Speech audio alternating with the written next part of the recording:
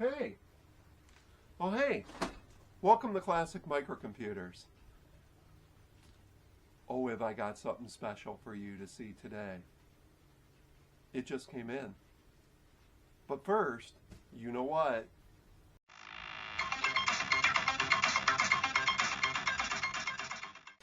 Alright, let's get this out. First, let's get our hat on.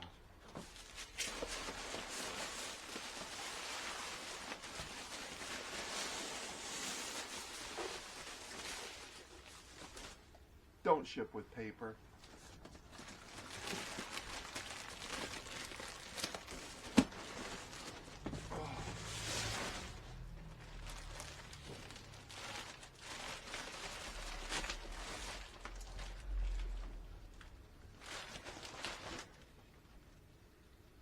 Here it is. You know what this is? It's an HP 9825A. Now this one's seen better days, but it's coming to a nice home that hopefully we can take the time to rework it. So let's take a look at this wonderful machine.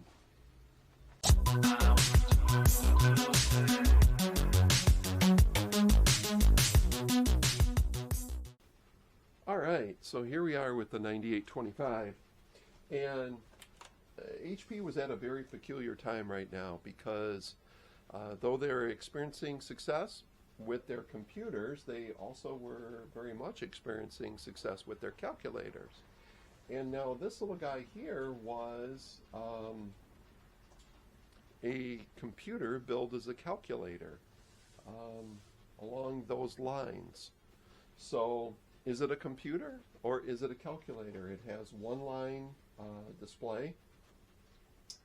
In this case, ours is, I'm hoping that the plastic piece is down inside, but it seems to be missing the ambered color plastic that goes over here. Like I said, this little guy has seen some better days. It's got a tape in it, but chart recorder tape for unclassified use only. So it's got a tape player built in, and then it's got ROM expansion in the front. Now I did not know what this came with, so it's kind of nice to see that it actually has a couple of ROM cartridges. In this case we have string advanced programming, no clue, and then we have plotter, general I/O, and extended I/O.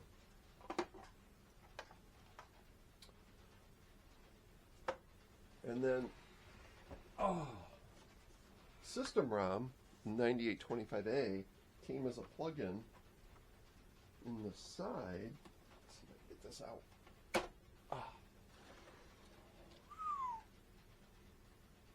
And here is the operating system right here.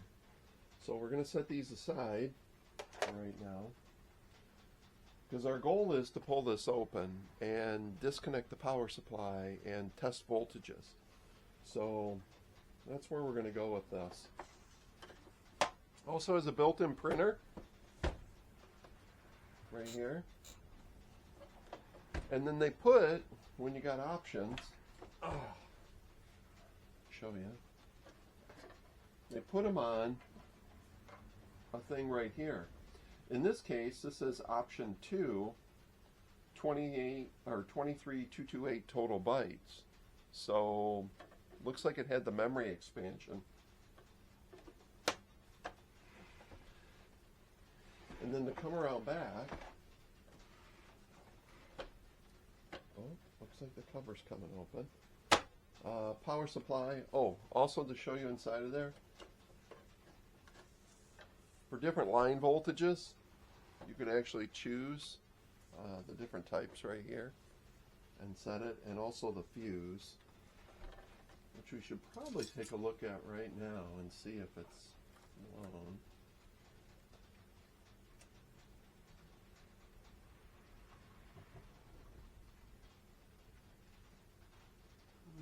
fuse looks good. So.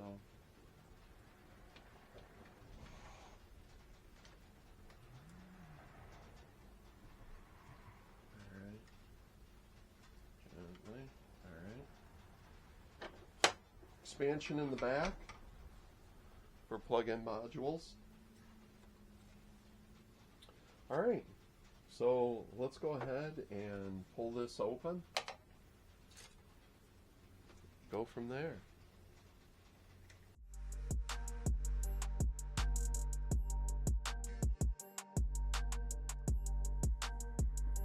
Alright, so with the cover off, now let's go ahead and get these boards out of the way. The boards are really cool. They got these plastic clips that you can just compress and move out of the, and like lift the board up. And then the boards are all hooked on this side, these two hinges on the one side. So they got ribbon cables, but you can basically just press the clips, unhook them, and watch as I get it stuck here a little bit, and you can just flip them out of the way. How convenient. Let's keep going.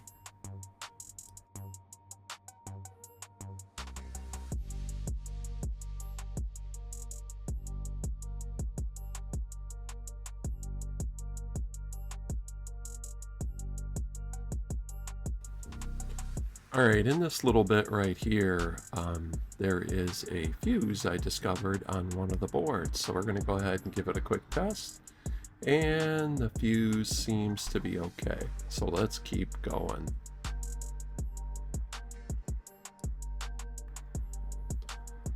Alright, so let's keep going forward as we're trying to unhook these. And on the struggle bus, of course. Now what I'm doing is there are two screws that hold the whole front keyboard assembly. And you can see Tucker Cat is working hard to help me here.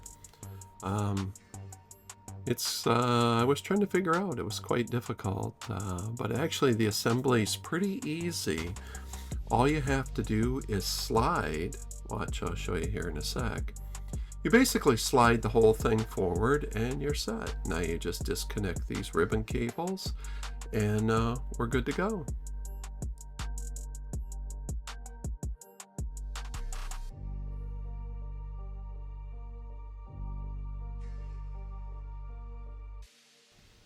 Alright, this is really cool. This is the bottom of the keyboard and you can see this custom KDP chip.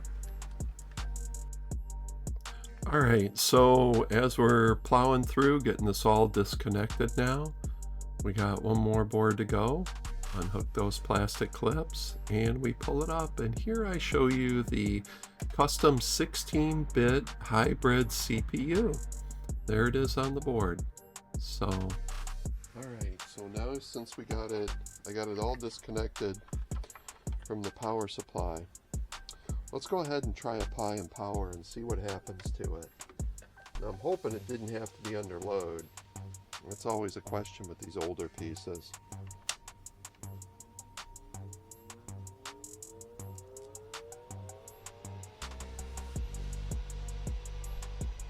Alright, fan up. Let's go ahead and take a peek at power.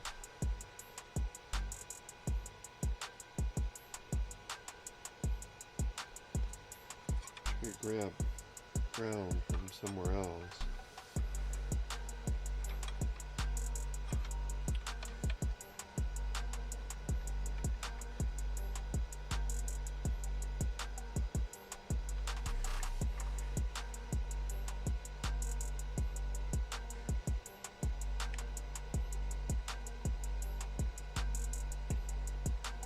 Looks like 26 volts.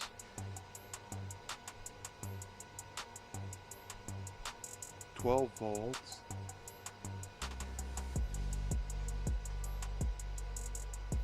5 volts. That's promising.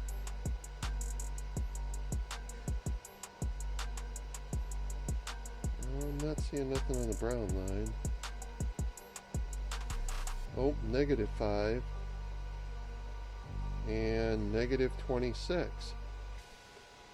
So that looks promising. Now it doesn't look like this one has the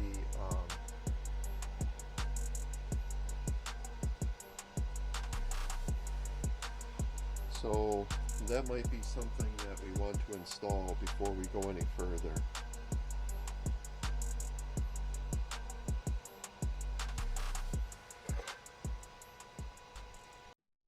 All right, so we did finally get the power supply pulled.